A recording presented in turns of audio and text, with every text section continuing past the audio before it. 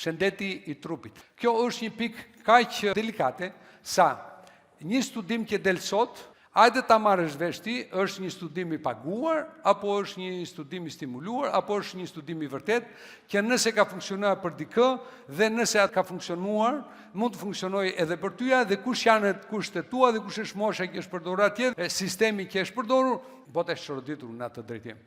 Thonë fastin është shumë i mirë, disa thonë fasti ka dhe këto anë negative, disa thonë ka këto. Isha në një palestër tani dhe po më thoshte, ai shiko tha, do hash 5 herë në ditë. Unë e dëgjoja. Faleminderit shumë tash, faleminderit. Jo do hash këto, faleminderit thash. Do hash 5 herë në ditë është mirë apo të bësh fasting është mirë? Unë kam bërë fasting edhe 3 ditë radhës. Kisha lexuar në një studim që thoshte po të bësh fasting pa ujë është 3 herë më e fuqishme sese fasti me ujë. Por tha jo më shumë se një ditë. Më thënë drejtën, nuk ishte keq.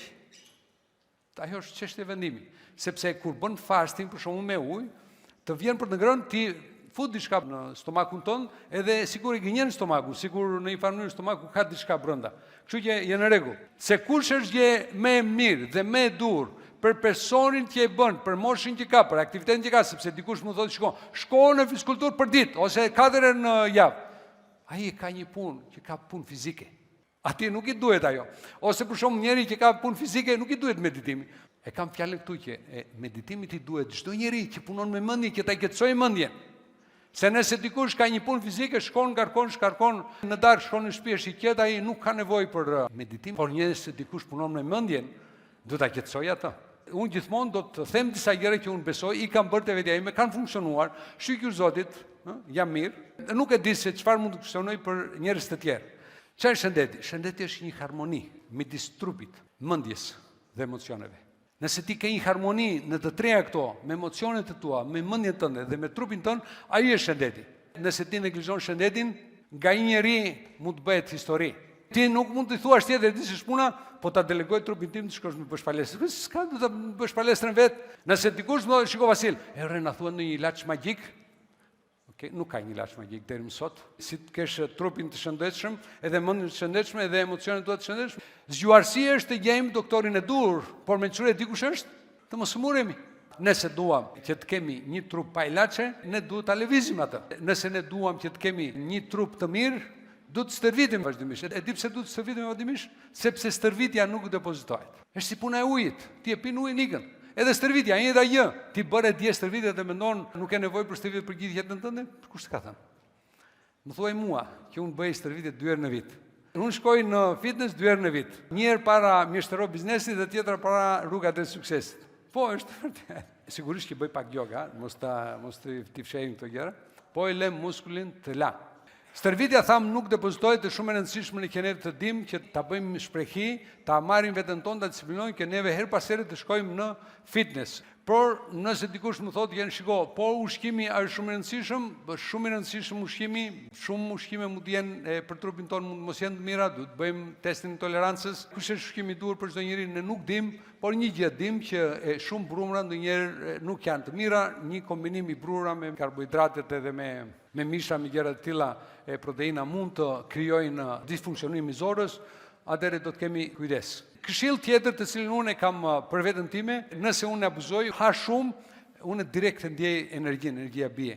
Nëse do që të kesh të kontrolluar, vendose aq sa duhet racionin tënd para, sepse çfarë bëjmë në pjesën më të madhe të kohës, ne shtrojmë tavolinën dhe secili merr sa të doj. Sa të doj, secili sa të doj, ai ta marr vesh se kush është ajo që ne marrim, ne ndalojmë kur jemi fryrë, por ama ne marrim sinjalin se jemi fryrë pasi ka kaluar ca kohë, pra duhet kemi kujdes. Më ka çuditur me një mikun tim, i cili më ka thënë Vasil, unë tha, vetëm nga një fjalë që ti the në trajnime kam ndryshuar jetën time. Ka qenë 136 dhe vajti 86. Thash, çfarë thash, se më mend, sepse mund të them shumë gjëra, nuk e di çka kam thënë thash.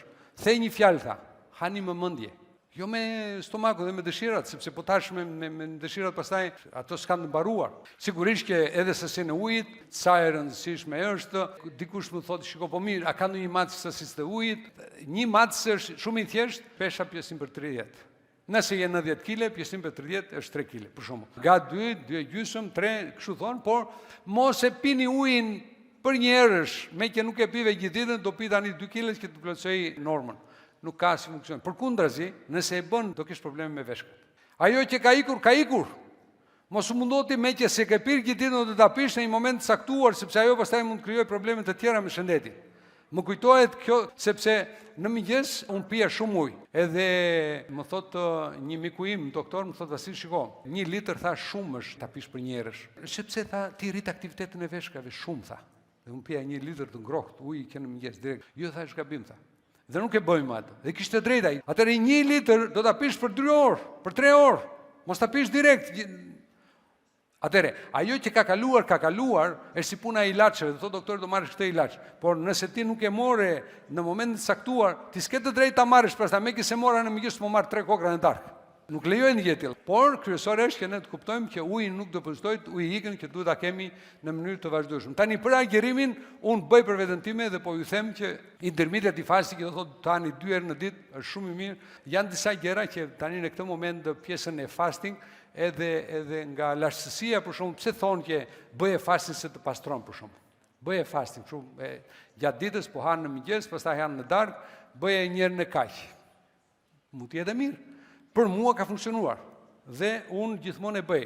Unë në momentin që shikoj që kam pak më tepër aciditet në stomak, se engra diçka që nuk duhet të haja, unë bëj 24 orë një fasting dhe sigur jam qiqër. Kaq i fortë është, për mua funksionon, për dikë tjetër nuk e di. Shëndeti i trupit varet nga shëndeti i sistemit të bindjeve tona. Nëse ne nuk e kemi të qartë mendje këtu, trupin do ta kemi të sëmur. Nëse atë e kemi të fortë, atëherë kemi mundësi të kemi edhe një trup të fortë. Sigurisht që shumë studime, ajri i pastër, dielli, atje ku fund dielli nuk futet as mjeku, e qeshura, të japësh dashuri për kushte, është shëndet. Qëndrimi i dur, qëndrimi pozitiv për shembull, është energji, është shëndet. Shëndeti është shpërgjegjësi që nuk delegohet. Nëse dikush ka thënë, unë s'kam imunitet të mirë, unë nuk kam shëndet të mirë, po s'ke pasur, po mos ja lejo vetës se s'do kesh, mos i thuaj vetës, nuk kam pasur, por do kem shëndet të mirë. E di pse? Sepse shëndeti i trupit, i organizmit tonë, është barabartë me shëndetin qelizave të tua. Dhe thamë, qelizat çfarë duan? Duan ajër, duan oksigjen, duan ujër, dhe duan që ti të gjesh ushqimin e dur, që të marrë organizmi ato që kërkohet, dhe ti mund të përdorish edhe vitamina, gjërat, po ato janë gjërat që do të shikosh me doktorin. Por nëse ti bën mirë këto gjëra që duhen bën, 90% e qelizave të tua thonë ndryshojnë në vit.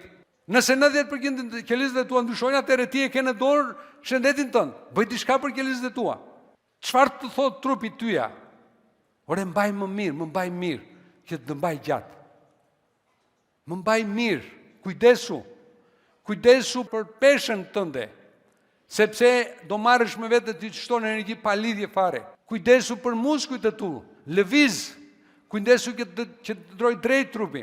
Studimet tregojnë, çdo 1 orë lëvizje shton 1 orë jetë.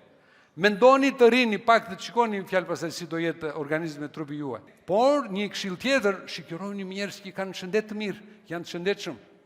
Shikironi me ata njerëz sepse ata hanë shëndetshëm. Ata kanë mendime të shëndetshme, sepse shëndeti është një kombinim i sistemit të bindjeve, mënyrës si flasim, mendimeve tona, i ushqimit, i mënyrës së jetesës tonë, i njerëzve që shoqërohemi.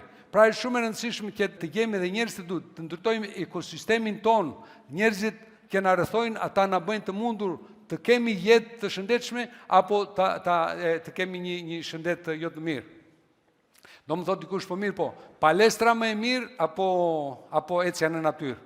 Ore, janë dy gjëra të ndryshme. Palestra të fornon muskuj, por shëndetin e mirë e krijon në natyrë.